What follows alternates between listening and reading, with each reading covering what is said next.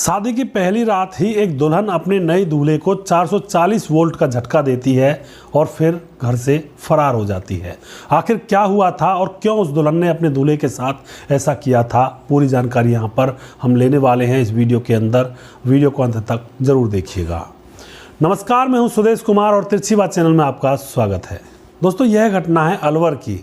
अलवर के अंदर राजकुमार शर्मा नाम का एक शख्स रहा करता है और उसका भरा पूरा परिवार है। उसका एक बेटा भी है जिसका नाम हेमंत है। हेमंत धीरे धीरे अब जवान हो चुका था और अब उसकी शादी की उम्र हो गई थी।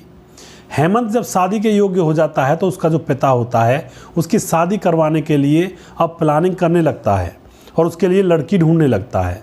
तभी उसको लड़की तो कोई नज़र नहीं आती है, तो वह जयपुर में मैरिज ब्यूरो संचालक से संपर्क करता है और फिर जो मैरिज ब्यूरो संचालक होते हैं वह उसको जयपुर के जैन मंदिर में एक गार्ड की नौकरी करने वाले मनोहर लाल से मिलवा देते हैं। अब गार्ड की नौकरी करने वाला जो मनोहर लाल है, 10 जनवरी 2023 को इसके साथ राजकुमार शर्मा की मुलाकात होती है। जो पिता होता है लड़के का और जो मनोहर लाल है गार्ड की नौकरी करता है, ये दोनों 10 जनवरी 2023 को मिलते हैं।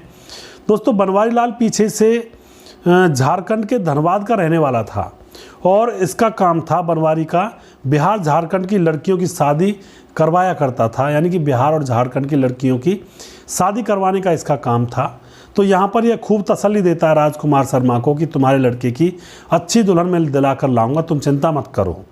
अब दोस्तों, यहाँ पर एक लड़की निशा जो कि बिहार की रहने वाली है, वह शादी के लिए मिल जाती है और हेमंत के साथ उसकी शादी और उसकी मतलब एक तरह से दोनों देखते हैं एक दूसरे को। तो हेमंत को भी वह लड़की बहुत पसंद आती है। हेमंत के पिता भी और हेमंत की माँ, हेमंत का पूरा परिवार उस लड़की को देखने जाता है। सभी लोग उस लड़की को पसंद करते हैं और 16 जनवरी को शादी की तारीख रख दी जाती है। शादी की तैयारियों में दोनों घर वाले जुड़े हुए थे। अब एक जयपुर के अंदर बहुत बड़ा होटल भी बुक किया जाता है जहाँ पर मेहमान आएंगे, खातिरदारी होगी। दोस्तों, उसके बाद क्या होता है, 16 जनवरी को बड़े ही धूमधाम के साथ उन दोनों की शादी कर दी जाती है। शादी बड़े धूमधाम से होती है और अब 17 जनवरी आ जाती है। 17 जनवरी को जो निशा होती है वह अपने पति के साथ दुल्हन बन करके उसके घर पर पहुंचती है और दिन में जो रस्में होती हैं उन रस्मों को पूरा करती है। और उधर जब फेरे पड़ रहे थे तो निशा की जो माँ होती है, माँ इस लड़के के पिता राजकुमार से 2 लाख रुपए मांगती है अपने पति के इलाज के लिए। कहती है कि मेरा पति बीमार है और उसके इलाज के लिए 2 लाख रुपए चाहिए। अब यहाँ पर बेटी घर आ चुकी थी पति के साथ। शाम होती है, शाम को सुहागरात का समय होता है। तो यहाँ पर जो निशा होती है, खाने में जो दूल्हे को दूध पिलाया जाता है उस दूध के अंदर नींद की गोलियाँ मिला देती है और अपने दूल्हे को उस दूध को पिला देती है। दूल्हा उस दूध को पीने के बाद बेहोश हो जाता है और उसके बाद 40,000 रुपये की नकदी थी वहाँ पर और दुल्हन के ऊपर जितने भी गहने चढ़ाए गए थे उन सारे गहनों को लेकर के दुल्हन वहाँ से फरार हो जाती है। रात को जब 1 बजता है तो दूल्हे जो हेमंत होता है उसकी आंखें खुलती हैं। वह देखता है कि दुल्हन तो यहाँ से गायब है। वह एकदम से हैरान और परेशान हो जाता है। एकदम से बाहर आकर कहता है कि पिताजी पिताजी वो तो भाग गई। और पिताजी कहता है कहाँ भाग गई। सारे घर वाले उसको ढूंढते हैं लेकिन वह कहीं भी नहीं मिलती है। उसके बाद दोस्तों, वह उन लोगों से कांटेक्ट करते हैं जिन्होंने शादी करवाई थी, लेकिन उन लोगों के फ़ोन भी बंद थे।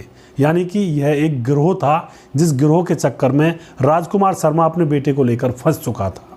2 लाख रुपए वह पहले ही दे चुका था इस लड़की की माँ को, उसकी माँ के पति के इलाज के लिए, और 40,000 और प्लस में गहने जो कि कम से कम 7-8 लाख रुपए के तो बनते ही बनते हैं दुल्हन के लिए।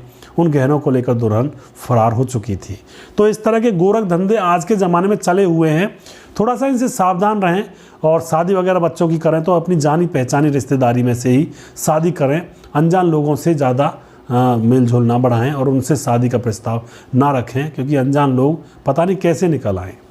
तो दोस्तों, यहाँ पर ऐसी घटनाएं समाज के अंदर हो जाती हैं। थोड़ा सा सावधान और सतर्क रहने की आप लोगों को आवश्यकता है। सावधान रहेंगे, सतर्क रहेंगे, तभी जाकर अच्छे से आगे समय गुजर पाएगा।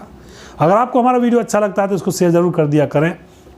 अगला प्रोग्राम बहुत जल्दी फिर से लेकर आऊँगा किसी सच्ची घटना के ऊपर। तब तक आप खुश रहें, सावधान रहें, रिश्तों की अहमियत को समझें। जय हिंद, जय भारत।